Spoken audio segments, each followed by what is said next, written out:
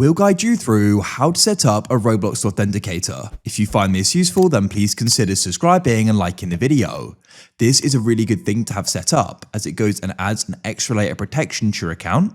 So when you try and log in, it will need to be used, and when you try and make a big change in your account, it will need to be used as well. So it goes and keeps your account secured from anyone who may be trying to go and get access or make changes. So to get started with this, we are doing this on a computer, but you can do this on a mobile as well.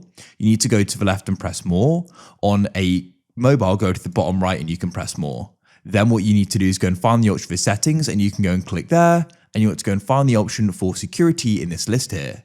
Go and wait for this to go and load, and then we're in two-step verification. So what we then want to do is go and choose the Authenticator app. It's the best way I found, so go and click here.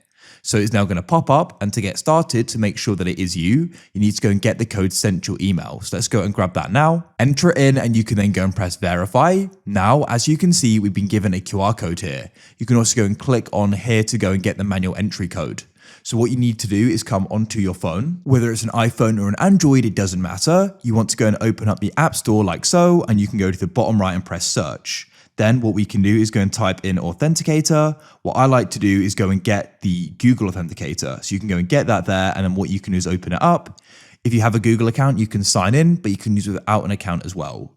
Go and press the plus in the bottom right, and you want to go and press enter a setup key or scan a QR code. We'll do the QR code as we've got it on the screen here, and you can then go and scan it.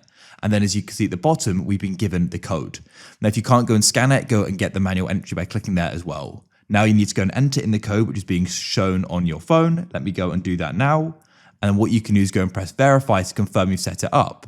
What you need to do is go and save these backup codes, because if you go and lose access to the Authenticator, you can use these. So once you have, you can tick that and then go and press close. That's it. It's now set up and your account is now secure.